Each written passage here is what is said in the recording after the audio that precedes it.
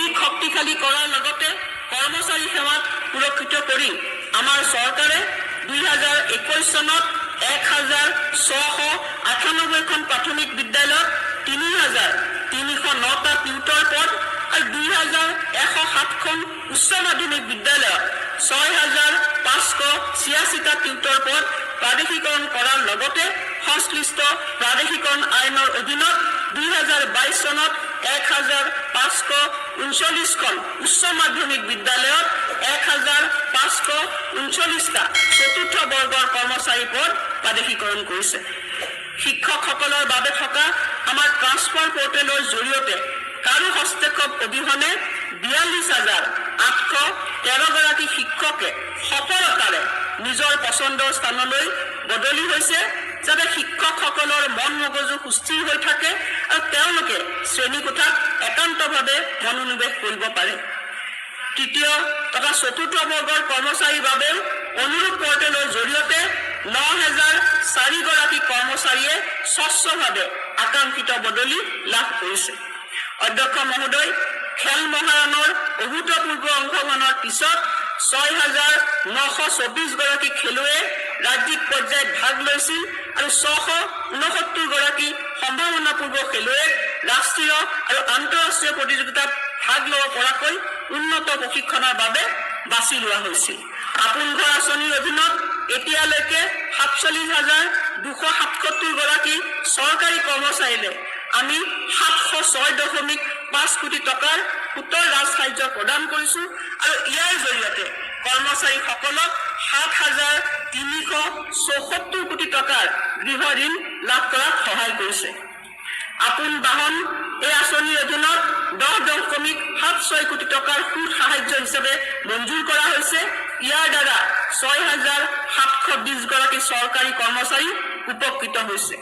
আয়ুষ্মান অসম মুখ্যমন্ত্ৰী লোকসেৱক আৰোগ্য যোজনা অধীনত চৰকাৰী কৰ্মচাৰী, পেঞ্চনাৰ আৰু তেওঁলোকৰ ওপৰত নিৰ্ভৰশীল লোকসকললৈ ৰাজ্য আৰু দেশজুৰি তালিকাভুক্ত চিকিৎসালয়সমূহত CGFSৰ হাৰত নগদবিহীন চিকিৎসা সুবিধা আগবঢ়োৱা হৈছে।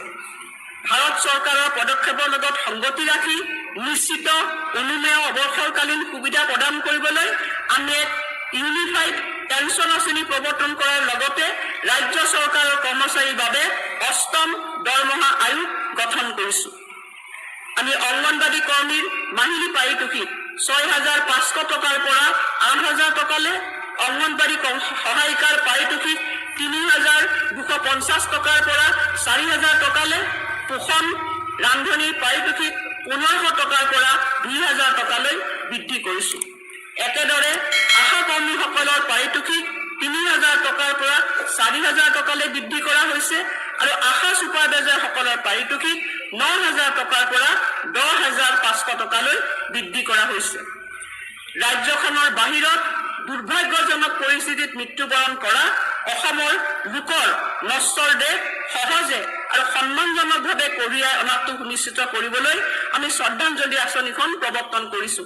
মিছন বসুন্ধৰাৰ অধীনত যোৱা 5 বছৰত 24,678টা প্ৰতিষ্ঠানকে ধৰি 3 লাখৰো অধিক হিতাধিকাৰীৰ বাবে ভূমিৰ অধিকাৰ সুৰক্ষিত কৰি প্ৰায় 4.15 লাখ বিঘা ভূমিৰ নিষ্পত্তিকৰণ কৰি আমি ভূমিৰ ৰেকৰ্ডসমূহ পদ্ধতিগতভাৱে বিশুদ্ধিকৰণ আৰু উন্নীতকৰণৰ কাম আৰম্ভ কৰিছিলো আৰু ভূমিহীন নাগৰিকসকলক ভূমি পট্টা প্ৰদানৰ প্ৰতিশ্ৰুতিসমূহ পালন কৰিছো। 2025 চনৰ নৱেম্বৰ মাহত অসম বিধানসভাত অসম সত্ৰ সংৰক্ষণ আৰু উন্নয়ন আয়োগ বিধেয়ক 2025খন গৃহীত হয় আৰু লগতে আমি কেইবা হাজাৰ বিঘা সত্ৰৰ ভূমি বেদখল মুক্ত কৰিছো। দশক ধৰি অসম চুক্তি ধূলিৰ মাজত পৰি থকা এটা প্ৰতিশ্ৰুতি হৈ আছিল। যদিও ন্যায়াধীশ বিপ্লৱ শৰ্মা সমিতিয়ে দিয়া পৰামৰ্শাৱলী 67টাৰ ভিতৰত আমাৰ চৰকাৰে 52টা পৰামৰ্শক চৰকাৰীভাৱে অনুমোদন জনাইছে। এই 52টা পৰামৰ্শ সম্পূৰ্ণ দৃঢ়তাৰে ৰূপায়ণ কৰাৰ পিছত আমি বাকী থকা প্ৰস্তাৱসমূহ ৰূপায়ণৰ বাবে ভাৰত চৰকাৰৰ সৈতে অবিৰতভাৱে সংযোগ ৰক্ষা কৰি আছো। চৰাইদেউ মৈদামে ইউনেস্কোৰ বিশ্ব ঐতিহ্য ক্ষেত্ৰ আৰু অসমীয়া ভাষাই ধ্ৰুপদী ভাষাৰ মৰ্যাদা লাভ কৰাৰ বাবে আমাৰ সাংস্কৃতিক পৰিচয় সদৰে উত্থাপিত হোৱাৰ উপৰি আমাৰ ঐতিহ্যই এক বিশেষ মাত্ৰা লাভ কৰিছে। আমাৰ চৰকাৰে ব্ৰিটিছ সংগ্ৰহালয়ৰ সৈতে চুক্তি স্বাক্ষৰ কৰি এটা শতিকাৰো অধিক কাল বিদেশত থকাৰ পিছত ঐতিহাসিক বৃন্দাবনী বস্ত্ৰখন 2027 চনত ৰাজহুৱা প্ৰদৰ্শনৰ বাবে অসমলৈ অনাৰ ব্যৱস্থা গ্ৰহণ কৰিছে। ই হৈছে 16 শতিকাৰ অমূল্য সাংস্কৃতিক সম্পদৰ সৈতে ৰাজ্যখনক পুনৰ সংযোগ কৰাৰ এক উল্লেখযোগ্য পদক্ষেপ।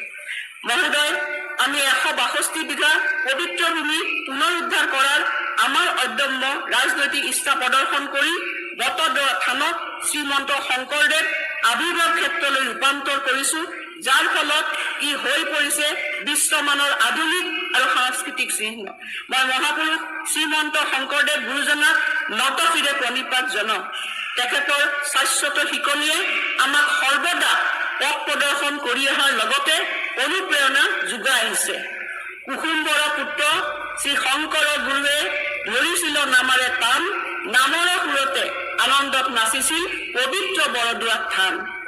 অসম দৰ্শনৰ অধীনত অসমৰ আধ্যাত্মিক আৰু সাংস্কৃতিক অনুষ্ঠানসমূহৰ সুৰক্ষা আৰু প্ৰসাৰৰ বাবে আমাৰ নিৰ্বাচনৰ পূৰ্বৰ প্ৰতিশ্ৰুতি পূৰণ কৰি 54,725খন ধৰ্মীয় অনুষ্ঠানলৈ 1132.93 কোটি টকা মোকলাই দিছো। ইয়াৰ জৰিয়তে এনে স্থানসমূহৰ মূল আন্তঃগাঁথনিৰ উন্নতি সাধন কৰা হৈছে। মাননীয় প্ৰধানমন্ত্ৰী শ্ৰী নৰেন্দ্ৰ মোদী ডাঙৰীয়াৰ গৌৰৱময় উপস্থিতিত আমি আমাৰ ঐতিহ্য বিশ্ব দৰবাৰলৈ লৈ যাবলৈ সমৰ্থ হৈছো। ইয়াৰ অংশ হিচাপে আমি 11,369 গৰাকী শিল্পীৰ দ্বাৰা বিহু নৃত্য প্ৰদৰ্শন কৰি গিনিজ বিশ্ব অভিলেখ স্থাপন কৰিবৰ কাৰণে সক্ষম হৈছো। লগতে 8,000তকৈও অধিক শিল্পীৰে ঝুমুৰাই নৃত্য আৰু 10,000তকৈও অধিক বড়ো শিল্পীৰে ঐতিহাসিক বাগৰুম্বা দহু অনুষ্ঠিত কৰিছো। আমি এই ক্ষেত্ৰত জড়িত কলা কুশলী আৰু প্ৰশিক্ষকসকলক যথাক্ৰমে 25,000 টকা আৰু 50,000 টকাকে প্ৰদান কৰি পুৰস্কৃত কৰিছো।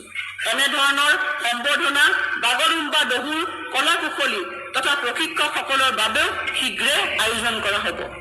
শ্বহীদ স্মাৰক ক্ষেত্ৰ নিৰ্মাণ আৰু নিৰ্মাণৰত লাচিত মৈদাম স্মাৰকৰ জৰিয়তে আমি অসমৰ বীৰত্বপূৰ্ণ ঐতিহ্যক সন্মান জনাইছো।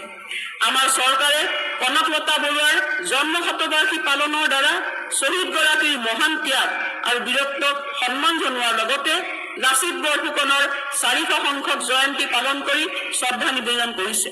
ইয়াৰ উপৰি বীৰগৰাকীৰ জীৱন আৰু বীৰত্বৰ গাথাক সামৰি 52টা খণ্ডৰ দূৰদৰ্শন ধাৰাবাহিক নিৰ্মাণৰ বাবে প্ৰসাৰ ভাৰতীৰ সৈতে এখন